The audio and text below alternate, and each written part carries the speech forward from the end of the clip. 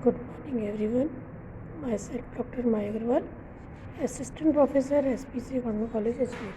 Today we are discuss about duties and responsibilities of bailर.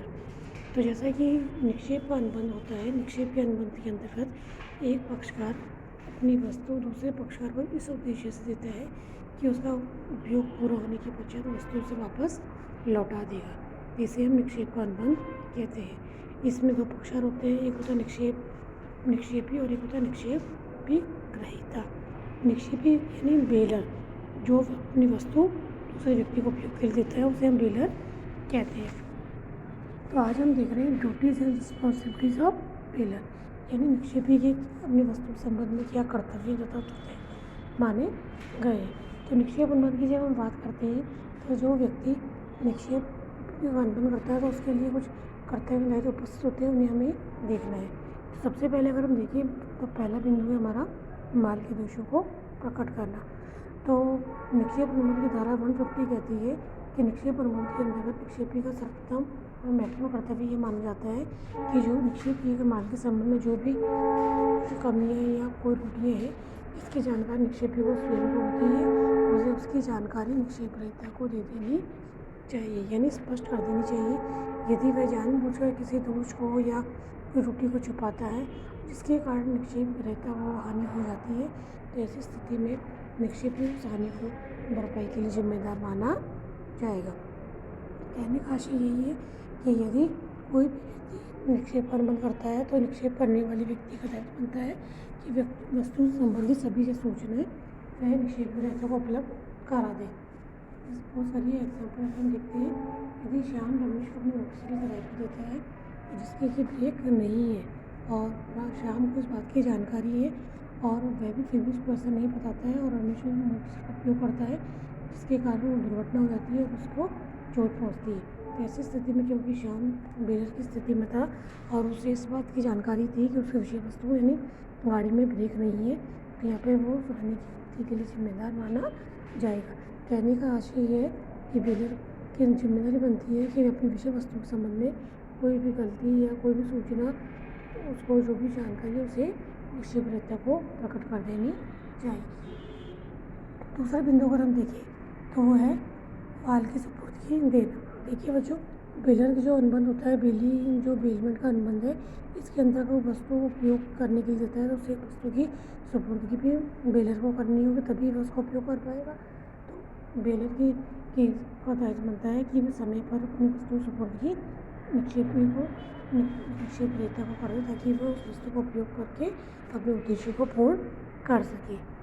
अगला बिंदु है हमारा असाधारण व्ययों के भुगतान का दायित्व. असाधारण व्यय से व्यय होते हैं जो किसी भी विषय वस्तु के संबंध में निक्षेप ग्रहीता को करने पड़ सकते हैं.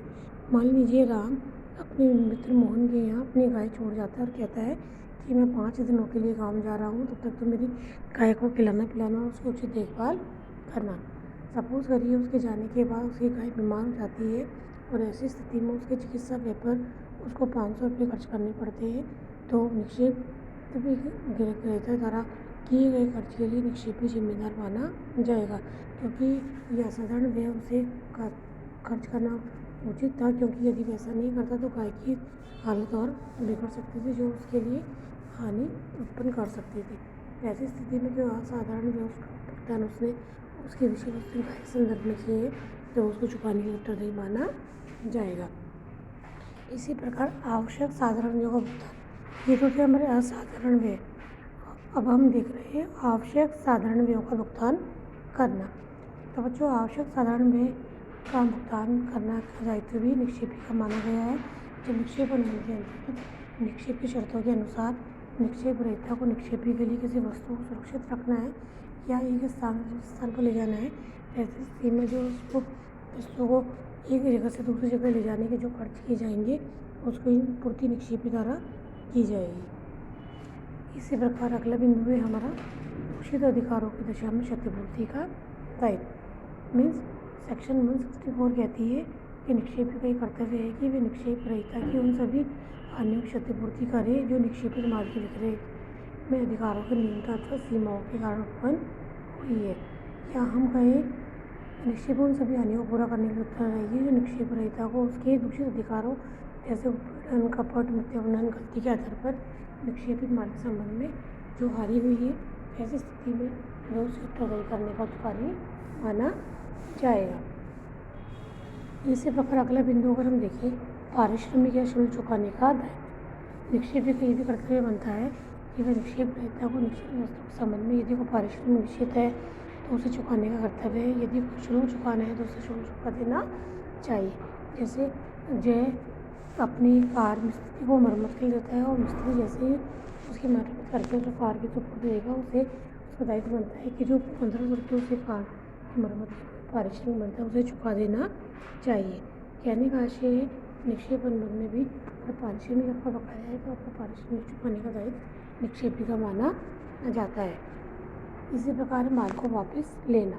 माल को वापस लेने का आशय यहाँ पर यह है बच्चों, क्योंकि हम देख चुके हैं निक्षेप के अनुबंध में एक व्यक्ति यानी निक्षेपी अपनी वस्तु उपयोग करने का अधिकार निक्षेप ग्रहीता को देता है और जैसे ही निक्षेप ग्रहीता का उद्देश्य पूरा हो जाएगा वस्तु उसको लौटा दी जाएगी। कहने का आशय है निक्षेप अनुबंध में माल के स्वामित्व का हस्तांतरण नहीं होता है, केवल उपयोग करने का अधिकार ही दिया जाता है। तो इस प्रकार अब निक्षेपी का दायित्व बनता है कि जो उसकी वस्तु को उसे वापस ले लेना चाहिए।